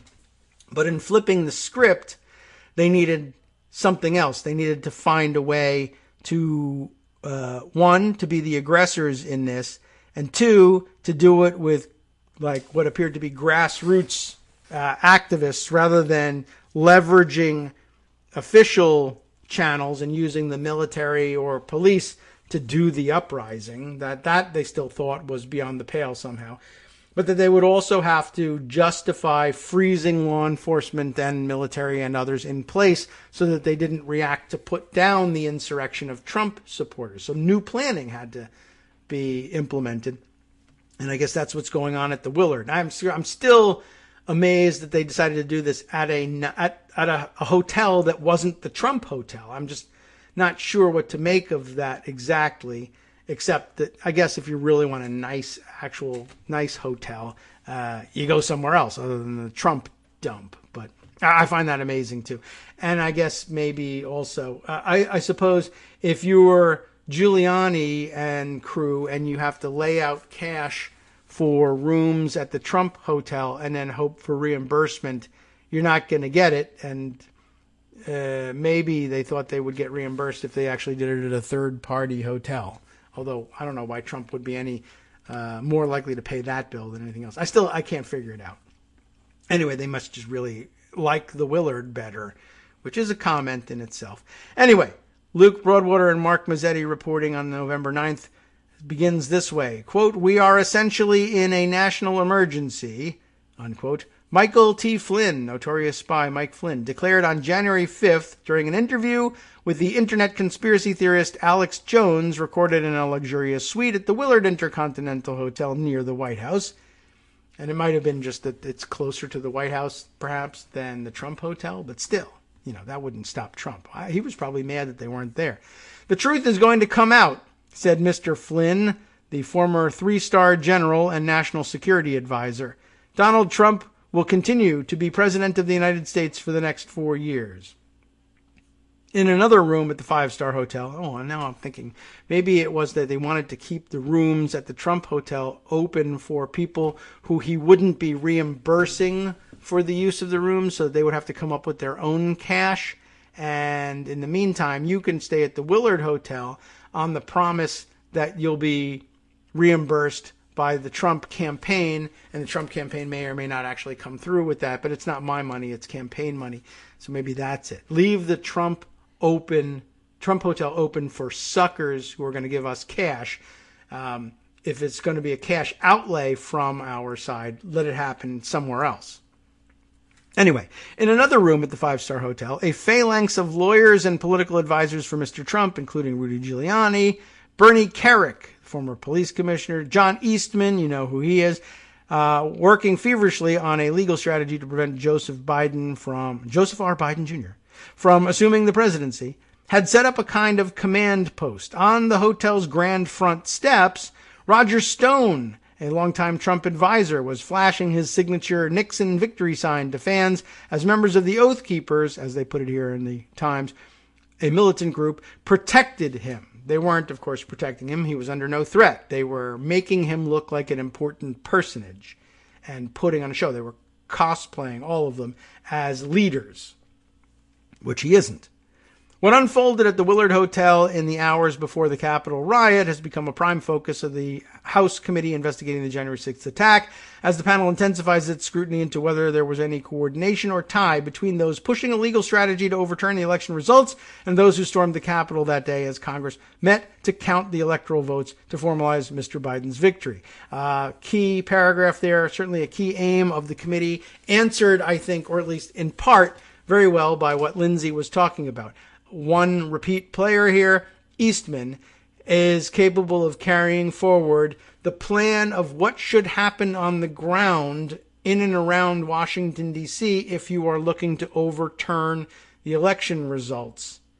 And he comes with a script. and executes it basically exactly as written, but reversed in terms of the players, right? Exactly what you would expect if you said, all right, what would Eastman do if the shoe was on the other foot? Well, same thing, but with the opposite side. So any question that exists about coordination between those pushing the legal strategy, written by Eastman, and those who stormed the Capitol, a script written by Eastman, should be easily solvable. I think maybe we can put two and two together here. This week, the committee issued subpoenas to several of Mr. Trump's advisors who gathered there, including Flynn, Eastman, and Carrick, and communications with Giuliani and Stone are among the materials that investigators have demanded from the former president, who is stonewalling the inquiry. On Tuesday, the committee announced 10 new subpoenas that seem to expand the aperture of the inquiry even further, seeking information from top officials in Trump's White House, including Stephen Miller, Keith Kellogg, Mike Pence. Keith Kellogg is the national security advisor to Mike Pence. Johnny McEntee, whose story we didn't finish on the air, but I hope you read on your own. If we get through this, maybe we'll read another. And others, of course. We read that list the other day. In the past 2 days alone, the panel has nearly doubled the number of subpoenas it's issued, bringing the total to 35. In recent weeks, the committee has hired new investigators, pored over thousands of documents, and heard privately from a stream of voluntary witnesses, from rally planners and former Trump officials to the rioters themselves. More than 150 witnesses have been interviewed, some of whom surprised investigators by proactively contacting the committee to testify, according to two people familiar with the investigation, who described the confidential inquiry on the condition of anonymity. The panel has learned details about how the Stop the Steal rally organizers used deception to obtain permits from the Capitol Police to hold rallies near the Capitol, how Trump and White House officials coordinated with organizers of the rally, whose attendees would later storm their Capitol, and how deeply Trump's chief of staff, Mark Meadows, was involved in pushing false claims of widespread election fraud. Working out of nondescript office buildings at the bottom of Capitol Hill, the committee investigators have divided themselves into color-coded teams, just like the Arizona audit people, to pursue several avenues of inquiry. They are looking into, now some bullet points, the money trail. Investigators are scrutinizing the groups that funded the protests that preceded the violence, which involved rioters from at least 44 states and promoted and spread lies online that helped radicalize the crowd. Also planning meetings. The panel was pressing for answers about gatherings at the Willard and other Washington hotels where Mr. Trump's allies who were involved in the effort to overturn the election, including Steve Bannon, Giuliani, and Eastman, met in the hours before the riot, and foreknowledge of violence. The most difficult piece of the investigation involves unearthing evidence that Trump or anyone in his inner circle had foreknowledge that violence was a possibility on January 6th, answered by the Claremont war game, and whether they took any steps to either encourage or discourage the storming of the Capitol. I would say encourage. They envisioned it. They were the first ones. Bannon, whom the House voted to hold in criminal contempt of Congress for defying a subpoena from the committee, predicted on his podcast the day before the riot that, quote, all hell is going to break loose tomorrow. The committee wants to question Bannon about his presence at the meeting at the Willard on January 5th when plans were discussed to try to block Congress's formalization of the election the next day. Bannon was in the war room at the Willard on January 6th, says Liz Cheney. Stone, who was photographed with Flynn on January 5th, has claimed that he departed his room at the Willard to leave town as rioters stormed the Capitol after he decided against a plan to, quote, lead a march from the White House ellipse to the Capitol, according to video posted to social media. But the Willard was only one hub of Trump activity before the January 6th riot, when members of former president's inner circle also congregated at the nearby Trump International, I figured they would, and other hotels, to plan their bid to invalidate the election results. Flynn was also present at the Trump International Hotel on January 5th for a meeting that included about 15 people, where the discussion centered on, quote, how to put pressure on more members of Congress to object to the Electoral College results, according to one attendee, Charles Herbster, a Republican candidate for governor in Nebraska. Among those in attendance, according to Mr. Herbster, were Trump's sons Eric and Donald Jr., Giuliani, Senator Tommy Tuberville of Alabama. Wasn't a senator yet, was he? Or was he? I can't recall. Anyway, who cares? He's an idiot. The Trump advisors Peter Navarro, Corey Lewandowski, and David Bossie, and Mike Lindell, the MyPillow guy, who's listed as the MyPillow executive and conspiracy theorist. Unlike Bannon, many witnesses who have received subpoenas have begun complying with the committee to varying degrees. We have a great many people who are cooperating, said Adam Schiff. We are conducting interviews and depositions almost every day, but some who have agreed to talk are unlikely to help the committee find the evidence of a conspiracy that it's seeking. Carrick, for instance, said he was eager to present investigators with examples of election fraud that he claimed to have uncovered. That should be humorous. He said he hoped to be, quote, able to present the evidence that we obtained about voting irregularities so that government officials could follow up, but became angry when the committee described him as being involved in efforts to promote false claims of election fraud and working to promote baseless litigation. Sorry, the truth disturbs you so much. The committee has not yet sent a subpoena to any member of Congress, even those far-right Republicans who fanned the flames of conspiracy and anger with election falsehoods and incendiary rhetoric in the build-up to the riot. The FBI said in March that it had no evidence of communications between rioters and members of Congress during the deadly attack. In terms of evidence of member involvement, we're still at a very early stage of our investigation, Schiff said. Tom Van Fleen, or Van Flein, I'm not certain how you would pronounce it, the chief of staff to Representative Paul Gosar, who was deeply involved in the Stop the Steal effort, said he had not yet been asked to come in for an interview despite being named in documents request from the committee. Van Flein, F-L-E-I-N, I don't know, denied that either he or his boss was involved in planning for events on January 6th beyond the objections in the House to Biden's victory. Blah, blah, blah. Congressman Gosar and other members of Congress have had every right to attend rallies and speeches, Van Flein wrote in an email. None of the members could have anticipated what occurred later. At the center of the investigation is Trump himself, who was sued in federal court to block the release of documents related to January 6th and directed his associates to refuse to cooperate with the committee, citing executive privilege. The latest round of subpoenas reflected the panel's effort to ascertain the former president's every move on the day of the riot. It is demanding testimony from Nicholas Luna, one of Trump's body men, who was in the Oval Office as the former president pressured Pence to refuse to certify the election. Also summoned was Mr. McEntee, who was reportedly in the Oval Office during a meeting with Trump and Pence when Giuliani suggested seizing Dominion voting machines. And Kayleigh McEnany, former White House press secretary, who was reportedly with Trump at times while he watched the attack on telly. The committee also wants to hear from Ben Williamson, a top aide to Mr. Meadows, who the committee asserted had tried unsuccessfully to get Trump to issue a statement on January 6th condemning the violence. Christopher Liddell, the former deputy White House chief of staff, who investigators said tried to resign on that day, but was persuaded not to. Its order to Mr. Miller, Stephen Miller. The committee said that he had helped to spread false claims of voter fraud in the election and to encourage state legislatures to appoint alternative slates of electors in an effort to invalidate Biden's victory. Those scheduled to receive a subpoena on Tuesday either did not respond to requests for comment or couldn't be reached. So, at least we got through that one. That leaves us with only about a minute or two before we have to start getting out of here. There's the alarm to tell me to start turning the music on, but there's a little time before that begins. Man, what do we want to scroll down to for our last minute and then reading through Justice's preview of the show? Let me recommend to you this humorous piece by David Roth, who I believe we've read before on the show and recognized as pretty hilarious.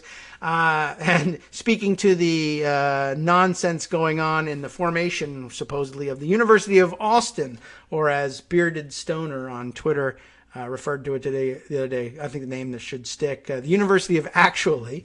But this humorous piece I recommend to you in defector.com. I will create a winning basketball program at the University of Austin. And it's really funny and in his usual style at that. So, okay, time to roll the music and prepare to get out of here. I was thinking about possibly reading another story about Johnny McEntee from the Atlantic piece by Jonathan Karl on him, but I think that's about it. I don't know if we have time to get into and out of another one of those stories, but there are a couple left that are funny if you haven't read or amazing, I guess. If you haven't read the story, I encourage you to do so. And if you just like to have a laugh, I encourage you to read the Defector piece. I'll include that in the roundup so that you can find it. And now, what's left? What didn't we cover? There's always something. Let's find out what Justice has in store on the West Coast Cookbook and Speakeasy coming up next. What's he got? A new Yale poll shows 72% of Americans say global warming is happening. That's good. I'm glad they gave the right answer. House GOP supporters of the infrastructure bill have been hounded daily with domestic terror threats. We know about that. There are real Medicare savings in the sweeping social agenda bill, but not coming overnight. And COVID-19 hotspots around the country offer a worrisome sign of what could be ahead this winter in the U.S. Yeah, I'll have to take a look at the maps and see where we might expect it to rear its head over the winter. After the break, he moves on to the international news where Poland's far right demands, what do you know, strong borders in the Belarus crisis, just as planned. From networksradio.com, you have been listening to Kagro in the Morning with David Waldman. Oh, by the way, further afield in international news, the Myanmar military junta has sentenced American journalist Danny Fenster to 11 years in prison for spreading false or inflammatory information. Could take a cue from Myanmar on that one here. But, well, we'll get a clearer view of the picture with Justice next.